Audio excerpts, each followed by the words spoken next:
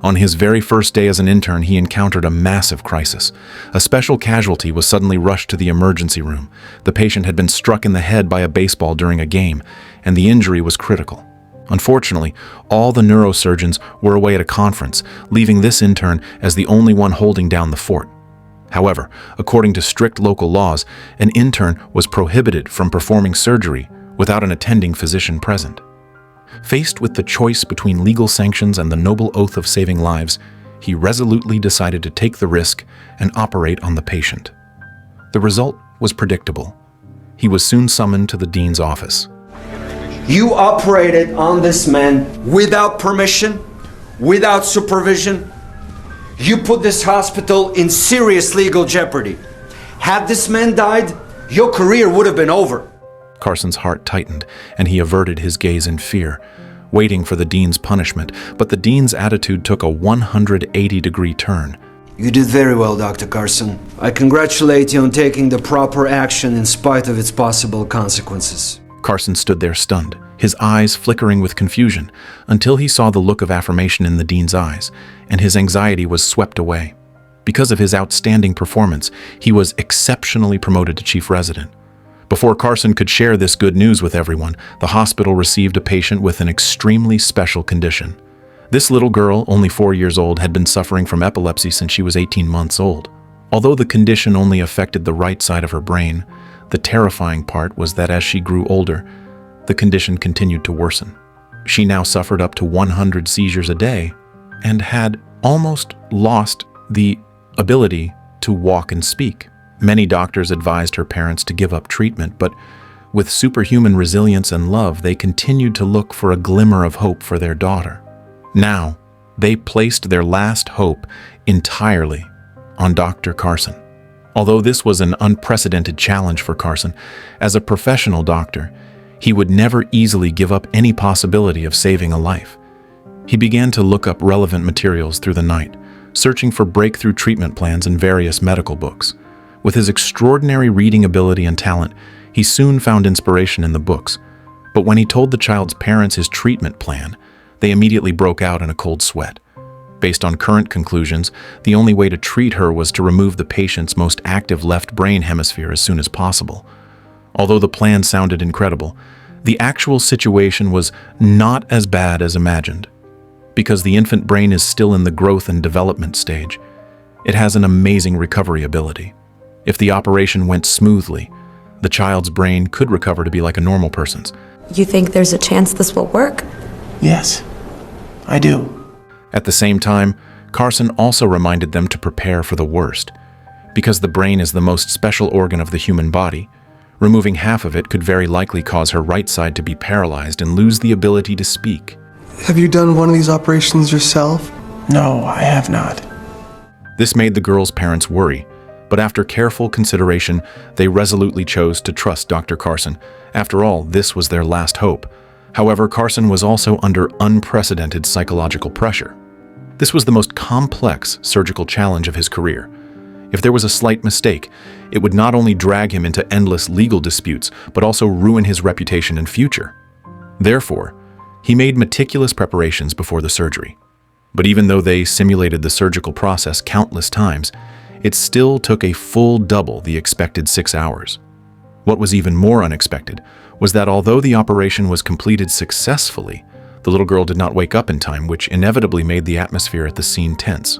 Upon hearing the news, the little girl's parents rushed to the ward. Fortunately, after a detailed examination by Dr. Carson, it was found that she was only in a brief coma due to excessive blood loss caused by the long operation time, and her life was not in danger. But whether she could speak and walk normally would only be known after she woke up. But before Dr. Carson could finish his sentence. Mommy. This meant that the medical community had taken a huge historic step in conquering the problem of congenital epilepsy, achieving an unprecedented therapeutic breakthrough. This achievement not only brought a dawn of hope to countless patients and their families, but also highlighted the outstanding progress of modern medical technology in exploring the treatment of complex nervous system diseases. This movie is based on a true story. The prototype of the protagonist is Ben Carson, the most outstanding neurosurgeon at Johns Hopkins Hospital. The hemispherectomy he pioneered is still the best solution for treating congenital epilepsy to this day. In his decades-long career, he has successfully used this plan to help hundreds of children with congenital epilepsy gain a new life. However, his contribution to the development of world medicine goes far beyond this. The most striking achievement is his original separation surgery for conjoined twins, which can be called a medical miracle that amazes the world. But no one would have imagined that this world-renowned medical genius actually performed poorly in his studies as a child. Because he was often addicted to watching TV, his grades were always at the bottom of the class. He even became the laughingstock of teachers and classmates because he couldn't answer a single question in exams. Benjamin, how many did you get right? 9. 9? Why, Benjamin, that's wonderful. I'm so proud of you. Not 9, Miss Williamson. He got none. Facing the bursts of ridicule coming from the classroom, Carson could only lower his head in shame. But deep-rooted prejudice and innate differences only made him the object of endless verbal abuse and ridicule. It got to the point where Carson punched a male classmate directly into the hospital, requiring 5 stitches on the operating table. Although Carson tried his best to explain that it was just an accident, the fact that he hit someone allowed for no defense. Fortunately, the principal did not give him severe punishment but just handed Carson's report card to his mother, Sonya, and verbally warned Sonya to strengthen the discipline of the child. Looking at the terrible grades on the report card, Sonya also clearly realized that she should spend more thought solving her child's learning problems. Carson also understood that he had made a serious mistake. He sincerely apologized to his mother and promised not to conflict with classmates in the future. But when it came to academic grades, he was truly powerless. Sonya was very angry after hearing this and seriously criticized him, saying he should not give up on himself. Indeed, behind every poor student, there must be some unknown reasons. She quickly discovered 2 fatal problems affecting Carson's grades. First, due to staring at the TV at close range for a long time, he had severe myopia of 600 degrees. The visual obstacle was the root cause of his bottom-ranking grades. Second, due to excessive addiction to TV plots, he had no energy to complete the homework assigned by the teacher, gradually moving away from the ocean of books, missing the nourishment of knowledge, and losing the opportunity for self-growth. So, Sonya's next 2 decisions would completely change Carson's life. First, she took out the few savings left at home to buy a pair of glasses for Carson. Second, she made 3 rules with Carson, requiring him to read 2 books every week and write a reading report on the weekend without fail. The most important thing was that he could only choose 2 TV programs a week and could only watch them after finishing his homework. When Carson put on those glasses that contained his mother's painstaking efforts, it was as if he opened a door to a new world. He not only saw the world clearly again, but also lit up the light of hope in his heart. Soon, his grades showed significant improvement.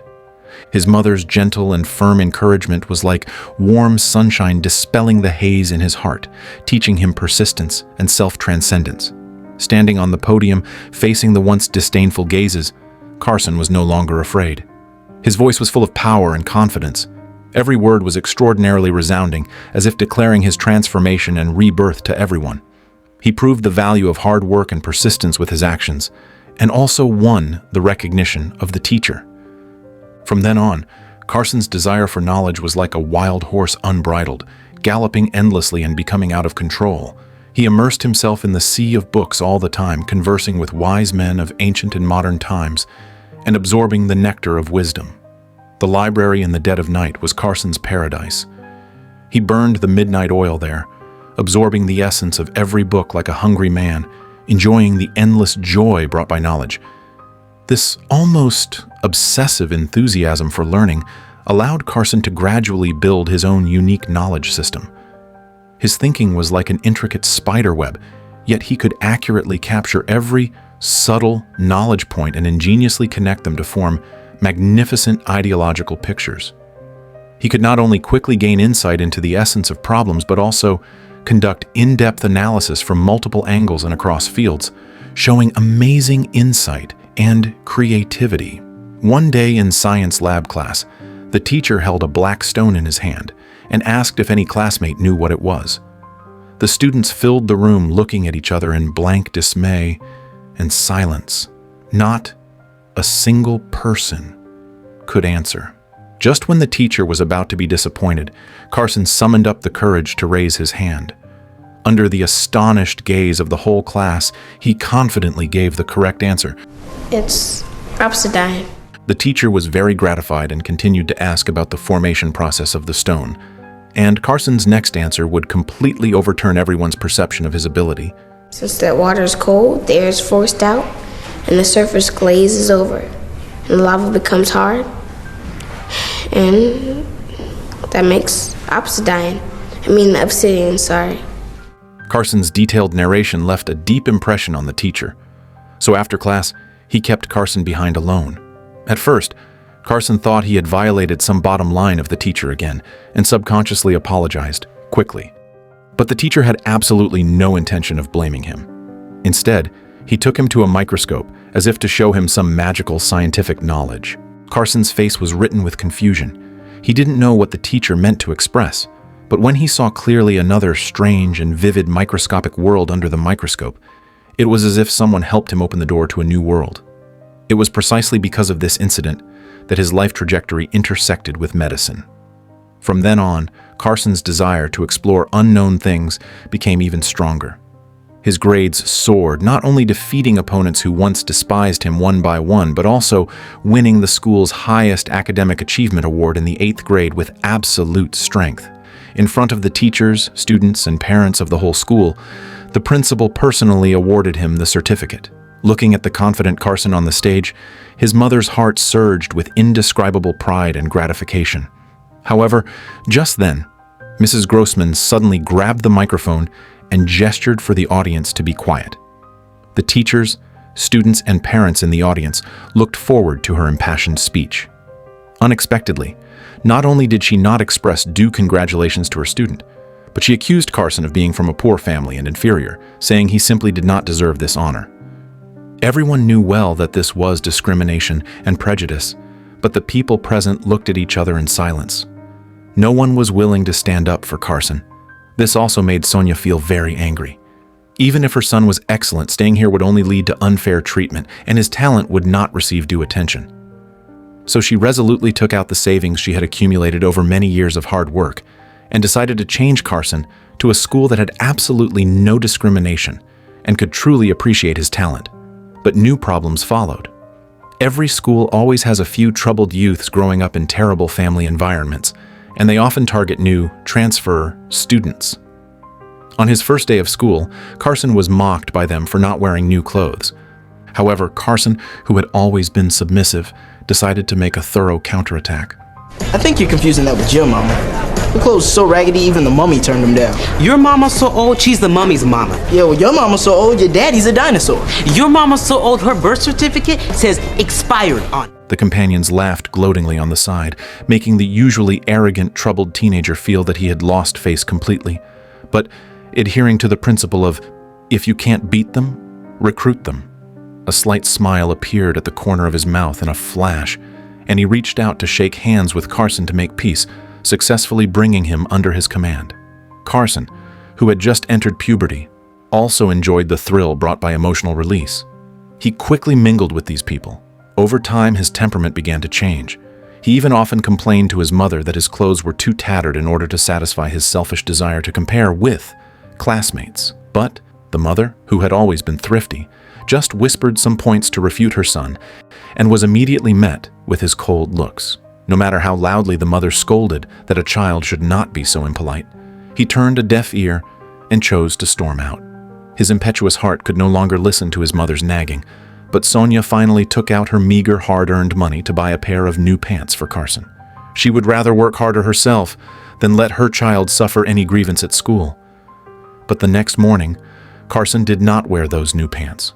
Sonya was very puzzled and kindly asked if the new clothes didn't fit.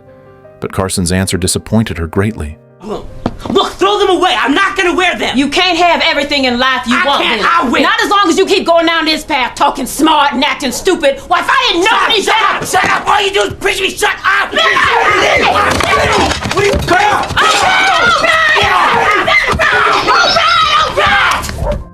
The last shred of rationality in humanity was shattered by desire. Fortunately, Carson soon realized that something evil was eating away at his thoughts. He couldn't believe he would do such a rebellious thing to the mother who had raised him with so much hardship. This might be the unique rebellion of puberty, but it is also a necessary path in growing up. On the road of growth, every fall is to stand up better, and every failure is for better success next time. Years later, he was admitted to the Yale University School of Medicine with excellent grades. However, this was just the beginning of his fantastic life. Because he possessed excellent hand-eye coordination, he could achieve top 3 grades in the class every year and even get a full scholarship. This was the only way he could continue his advanced studies because his aging mother could no longer maintain the family's daily expenses through heavy labor. So, he hoped to graduate early and then find an ideal job to lighten his mother's burden. But at this time, Carson encountered a century-old problem. Because he couldn't listen to the boring chemistry lectures at all. His chemistry grades were always at the bottom. If he couldn't pass the final exam smoothly, all his dreams would turn into bubbles. Just when he was at his wit's end and giving up on himself, his girlfriend Candy suddenly asked him something. What are you good at? Huh? What are you good at when it comes to studying? What works best for you? Candy's reminder made Carson suddenly see the light. He quickly changed his learning method, no longer focusing energy on uninteresting classes, but focusing on reading books and organizing knowledge. Every weekend after that, Carson forgot to eat and sleep while reading in the library, with Candy guiding him patiently on the side, and his chemistry grades improved by leaps and bounds. Soon, the final exam arrived. Looking at the questions appearing on the test paper, Carson first concentrated and visualized the rigorous and meticulous problem-solving train of thought in his mind, and then began the flowing calculation process. Accompanied by the stroke of his pen, he completed the answer sheet at an incredible speed. And finally, he obtained a good score of 97. The joy in his heart gushed out like a spring. He knew this meant he was one step closer to his ideal. With his excellent grades, he successfully graduated from Yale University and also got an interview opportunity at Johns Hopkins Hospital. This is the highest haul dreamed of by all medical practitioners, with hundreds of outstanding graduates coming to apply every year. But unfortunately, Hopkins Hospital has a clear rule. They only recruit 2 neurosurgery interns every year, so standing out from these elite graduates was obviously an extremely difficult task. However, facing the interviewer's deliberate difficulties, Carson won a certain degree of favorability for himself with superhuman composure and calmness, because this is a basic ability necessary to become an excellent neurosurgeon. We study reports, cut open bodies, it's all very tangible, solid. But the fact is, there's still so many things we just can't explain. I believe we're all capable of performing miracles. You like classical music? In this way, Carson won the recognition of the interviewer with absolute strength. It was precisely his discerning eye that created the first legend in neurosurgery at Johns Hopkins Hospital. But unexpectedly, Carson encountered huge trouble on his first day of work. However, this also gave him an opportunity to show his talent. He not only saved a fresh life, but also won himself an opportunity for exceptional promotion, and at the same time laid a solid foundation for the hemispherectomy he would pioneer next. Carson gained outside recognition because of this. But with the increase in his visibility in the international medical community, the patients he faced became more and more complex, and the challenges he had to accept became greater and greater. Soon, he received an almost impossible task from his superiors. A pair of conjoined twins joined at the head arrived at a hospital in Germany. Because there was no precedent for the successful separation of craniopagus twins worldwide at that time, those poor babies would either have only one survivor during the operation, or both would die. So they invited Carson to the German hospital for expert consultation. When Carson saw the 2 children lying on the bed for the first time, his brows furrowed tight, and a nameless sorrow welled up in his heart, because he knew deeply that if effective treatment could not be carried out, the 2 children would have to spend their whole lives lying in bed. Under the bitter pleading of the young parents, Carson finally decided to accept this challenge. he told the Rausch couple that it was not impossible to successfully complete the brain separation surgery because, from the medical reports, the two children did not share any other organ tissues except for the connected brains. This meant that the surgical process was not complex. They only needed to separate the head nerve tissues to treat them effectively. However, the reason why there was no precedent for successful skull separation was that the blood volume of infants is very small, and massive blood loss during the long operation is the main cause of death. Therefore, as long as a way to solve the problem of excessive blood loss could be found, the probability of surgical success could be greatly improved. However, well-known experts in the industry were helpless about this at the time, so he could only rely on himself to find a solution. Even if a solution could be found smoothly, this surgery also carried immense risk. Once it failed, not only would his reputation be ruined, but even the reputation of Hopkins Hospital would be affected. Burdened with all kinds of pressure, Carson immersed himself in various medical books every day to look up relevant materials. But this situation was very different from before. After several months, he still had no progress. Urged by the leadership, he could only helplessly postpone the time from 2 months to 4 months, until late one night, while playing pool, seeing the number 9 ball on the table slowly fall into the pocket. He suddenly remembered the faucet his mother used when washing vegetables, and suddenly an inspiration burst out in his mind. He finally thought of the best solution to effectively solve the problem of excessive blood loss. Subsequently, he immediately contacted relevant medical staff. After fully verifying the feasibility of the plan in the hospital's operating room, he soon found the Rausch couple. He told them that human blood is like water flowing in a pipe. If the faucet is turned off, the water in the pipe will stop flowing. The human heart is like a faucet switch. If the heart can be stopped, the problem of blood loss during separation surgery can be effectively solved. Fortunately, existing medical technology allows the heart to stop beating for 1 hour, so they could help the two children reconstruct blood vessels and brain nerves during this period. The reason he had great confidence in this plan was that this technology, known as hypothermic arrest, had been used in cardiothoracic surgery for many years. Not only was its execution method successfully mastered, but the risk level was also well controlled. The Rausch couple finally chose to accept this surgery, placing their last shred of hope entirely in Dr. Carson's hands. Dr. Carson gathered all relevant personnel to prepare for this surgery. To ensure nothing went wrong, they connected emergency power to every room in the operating suite to prevent sudden power failures during the surgery. At the same time, 2 sets of all equipment needed for the surgery were prepared, and enough manpower was arranged for each set to ensure that every step could be carried out synchronously. This was an unprecedented large-scale surgery. Anesthesiologists, cardiac surgeons, plastic surgeons, neurosurgeons, and related support staff. A total of 50 people were needed to participate simultaneously.